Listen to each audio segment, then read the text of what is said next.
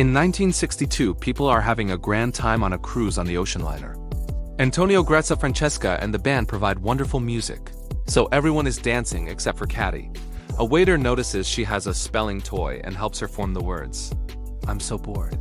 Eventually, the captain sees that Katie is alone and asks her to dance with him. The evening continues to be cheerful and nobody sees a mysterious person lifting a lever to unravel some wire. It spins for several seconds until it finally snaps, causing it to hit the dance floor. Lights are broken, decorations are destroyed, and all the dancers lose the top right of their bodies except for Katie, whose height has saved her. 40 years later, a crew of salvagers is retrieving a broken ship. Since it's taking too much water, its weight is making it hard to move. EPS slides down a wire to enter the old ship and finds a punch in the port floater, which means it'll flood in 5 minutes. Captain Murphy wants to abandon it, but EPS decides to stay to repair it. Mare and Dodge jump in to help, and together they weld a piece of metal that successfully covers the hole. Sometime later, the group celebrates the rescue and the pay. At that moment, they're approached by a pilot named Fireman, who wants to hire them. He shows them a picture of a ship he saw in the Bering Sea last month while flying. Fireman tried to contact it, but nobody answered and saw it again a few days ago.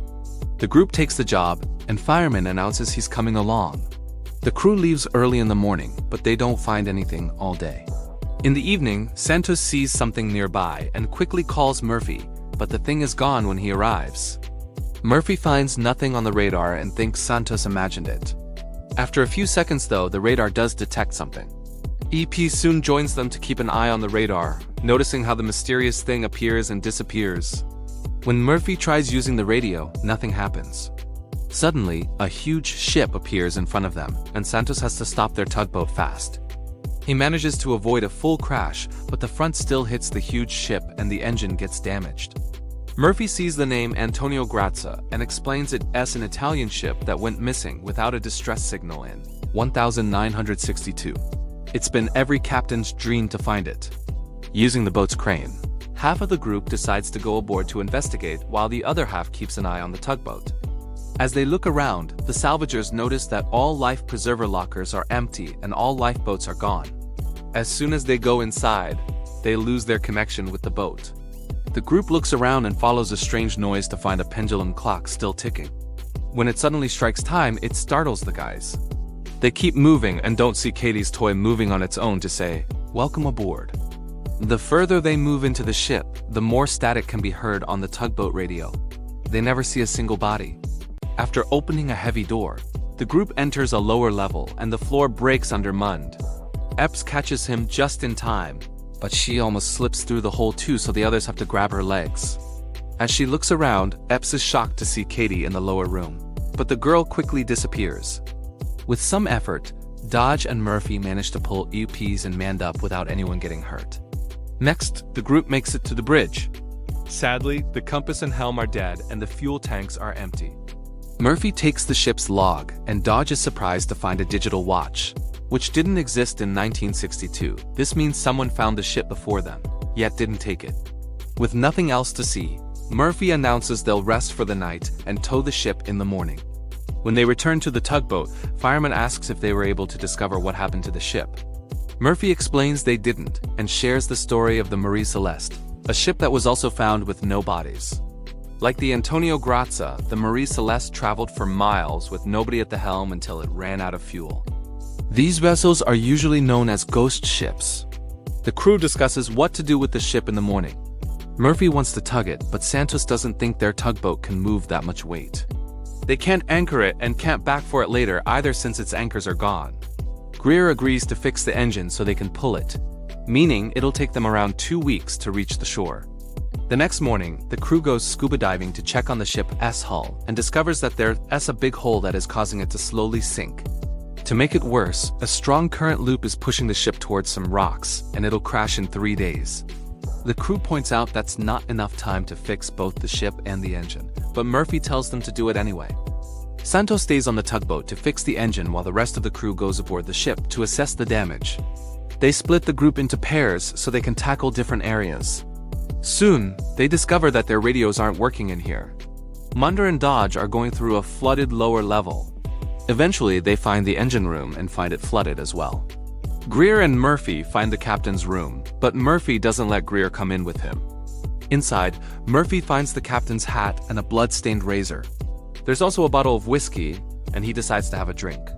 But when he's about to take a sip, he's shocked to see that in the mirror, he looks like the ship's captain. With just a blink, the mirror goes back to normal. He leaves the room without seeing the reflection changing again. Greer is exploring alone and discovers that the elevator has fallen. Meanwhile, Epps accidentally splits from firemen when she finds the pool room. She gets inside the pool and notices a bunch of holes in the walls, plus bullet cases on the floor. On her way up the ladder, she's shocked to see Katie again, and it causes her to fall back, passing out when her body hits the bottom. It takes her a few minutes to wake up, and she doesn't see her blood going down one of the floor holes. Famine finds her and helps her out while the blood comes out through a wall hole. The duo leaves the room as all the holes start bleeding and fill the pool with bloody water full of bodies. Suddenly, Francesca's singing starts echoing in the ship and even playing on the radios. Greer follows the sound to the dining room and finds a piano. The array on top of it has a cigarette with a lipstick stain that is still lit. He also sees a poster of Francesca and finds her attractive, unaware that she's watching him nearby. In the central laundry, Epps wants to check the vent. As soon as she opens it, water bursts out and starts flooding the room. The door closes on its own as the duo panics, noticing that there are bodies in the water and they're only a month old. EPS tries to contact her friends, but the radios aren't working. So she and firemen look for another exit. They wander through different doors and corridors.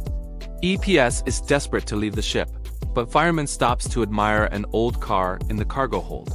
At that moment, Eeps notices something moving under a pile of mailbags, and a closer look reveals a box.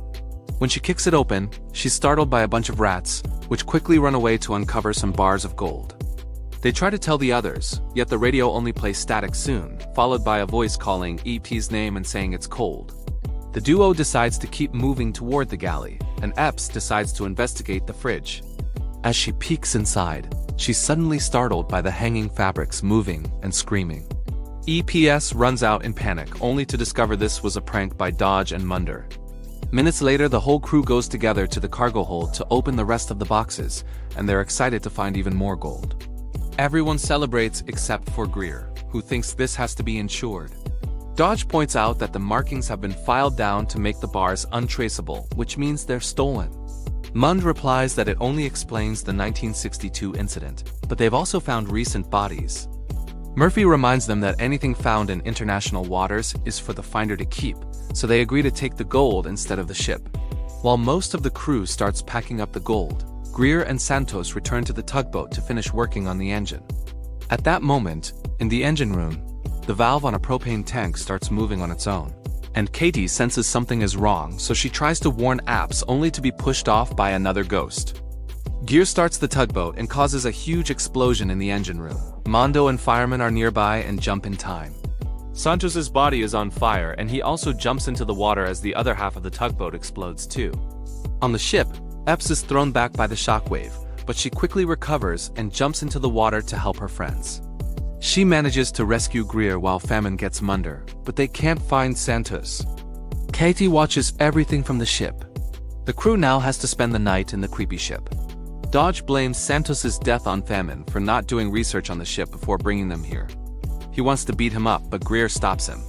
EP says they should repair the ship so they can use it to go home or at last survive until they re-rescued. An argument ensues over this plan and Greer ends up punching Munder, so the men have to be dragged to different rooms. In the middle of the night, Katie dances around the swimming pool. In the kitchen, Dodge and Mare open some old cans they find in the kitchen and are surprised to discover that the food is in good condition. Their excitement instantly drops when they also find worms. EPS checks the old passengers list and sees Katie's name on the list. It says she was traveling alone. Now that she has Katie's room number, Epps goes looking for it. She's startled by all the doors in the court suddenly closing except for one, which slowly opens for her. As EPS enters the room, she hears some humming. All of Katie's belongings are around, but the sweetness is replaced by horror when Epps opens the closet and finds Katie's body. After the initial shock has passed, Epps takes the locket from the body and finds pictures of Katie's parents. Katie appears next to her and asks her not to close it because she hasn't seen them in years. EPS tries to give her the locket back, but it just goes through Katie's hand, making her realize she truly is a ghost. Katie explains that everyone here is trapped and that once he has enough souls to fill his quota, they'll be fed. When Ips tries to ask what it means, blood starts appearing on the ceiling and Katie says that he doesn't want them to chat. Katie tells EPS to leave as soon as she can before she disappears with a scream. In the dining room, Greer drinks while looking at a picture of his fiancée. When he finally tries to leave, the lights suddenly turn on and the objects start repairing themselves. Soon, the room looks brand new and all the guests reappear to cheer for Greer. Francesca comes closer to kiss his cheek, and Greer deduces that this isn't real, so it shouldn't count as cheating. He then kisses Francesca on the mouth. She starts walking away while she undoes her dress as an invitation. However, when he leans in to touch her, his body goes right through hers and he falls into the elevator shaft, which instantly kills him. Francesca's face becomes monstrous as she turns around. In the captain's room, a grieving Murphy drinks until he falls asleep. He's suddenly awakened by the bottle moving and he's shocked to find the old captain offering him another drink. The captain also gives him a notebook with pictures of the Lorelei, a ship he rescued 2 days before the Antonia Grazia disappeared. The pictures show that the boxes of gold came from the Lorelei, and Murphy remembers the story, saying it had no survivors. However, the captain corrects him and shows him a photo of the only survivor they found, which leaves Murphy in shock. A now terrified Murphy goes looking for the others, and when he enters the swimming pool room, he finds Santos' ghost. Murphy tries to run away, but Santos keeps appearing in front of him, blaming him for his death. At that moment, Epps and firemen find him and try to approach him, but he sees them both as Santos. He thinks they're about to attack him, so he jumps first, pushing EPS against the column. EPS tries to defend herself without hurting her captain, only for Epps to throw her on the floor. She grabs the nearest object she can find to hit him in the head and push him off. Yet Murphy keeps attacking, leaving EPS no choice but to stab his foot. A furious Murphy gets ready to give her a killing blow. But luckily Fireman hits him in the head by surprise and knocks him out. Afterward, the crew reunites and agrees to lock Murphy in the aquarium for the sake of everyone's safety. Now they just need to find Greer. By morning time, the crew still has no clue where their friend is. They discuss what to do and EPS convinces them to follow the plan of fixing the ship. Dodge and EPS go diving into the engine room. They blow up the door to open it and find the tier on the hull, which they start to seal. After lots of work, it's completely covered. Next, they set up some hoses and pumps to get rid of all the water in the ship. It'll take a while, but at least the compass and helm are working again. If they keep control of the water pumping in the drift, they'll be able to avoid crashing into the rocks. Then Epes goes looking for Greer again. Katie shows her the way, and Epps is devastated to find the body. Katie touches Epes' shoulder and transports her mind to a memory of what happened after they found the Lorelei. The curse killed guests and crew members in a variety of methods, and soon chaos and panic took over. They started to kill each other because they all wanted the gold. It was humans who took Katie to her room and killed her there. When the last few standing men went for the gold, Francis manipulated the leader and made him kill his team, pretending they'd be together. However, she then killed the leader with a shot to the head, unaware that there still was one last man left. The guy tricked her by kissing her and killed her with a hook before putting a mark on her hand. EPS stares in shock as she realizes that the guy is Fireman. Remembering that Fireman was left to watch over Murphy, Epps runs back to the aquarium, but it's too late. Murphy is already dead.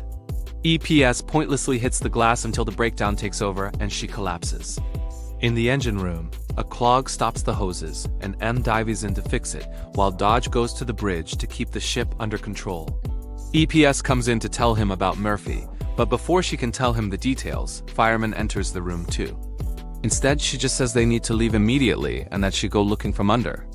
She wants Dodge and Fireman to keep an eye on each other, and before leaving she gives Dodge a gun. Meanwhile, Mund is swimming when suddenly he feels his legs getting stuck. It turns out the ship's gears are moving and bringing him in. Desperately tries to swim away, but the gears are too strong and soon crush him. When Epps arrives, the blood in the water tells her what happened. On the bridge, Famine tries to leave, and Dodge immediately blocks his way, threatening to shoot. Fireman starts taunting him with all kinds of insults, so Dodge finally opens fire to keep him at bay. The resulting nasty wound makes Dodge think he's dead, but Fireman is actually alive. Back to Epps, she's setting up some explosives when she's approached by Dodge, who says that Fireman is dead. EPS tells him not to be so sure and reveals she's trying to blow up the ship. Dodge hates the idea and starts arguing, but EPS won't budge. When he tries to take the detonator, she immediately steps away. A furious Dodge begins to scream and throw objects around, so EPS wonders why he hasn't asked about Munder. At that moment, Dodge transforms into Fireman, who took Dodge's face after killing him. It turns out Fireman is a soul that went to hell after a lifetime of sin. As punishment, he has to collect enough souls to fill ships and send them to hell. Only corrupted souls count, which is why Katie isn't valid. He offers to let EPS go if she doesn't blow up the ship, but she refuses. When she is about to set off the bombs, Fireman makes a beam hit her. She drops the detonator and falls into the water. Then Fireman gets in the water too and starts beating her up. However, EPS finds a crossbow underwater and stabs Fireman's leg. As he steps back, Epps uses the chance to shoot an arrow at the detonator, which activates the explosives. A massive explosion blows up the whole ship and burns down Famine. Now the souls are freed from his torment. EPS swims among the falling debris and sees Katie, who guides her to safety. She says a final goodbye before disappearing with the other souls. On the surface, Epps watches the lights of the souls floating around the sinking ship and holds on to some random objects. Thankfully, a ship eventually rescues her. Sometime later, Epps is back on land. As they put her in an ambulance, she's shocked to see some officers handing the boxes of gold and Ferriman following them. EPS tries to scream only for the ambulance doors to close on her face. Make sure to subscribe and turn on notifications so you can watch more videos like this. Thanks for watching.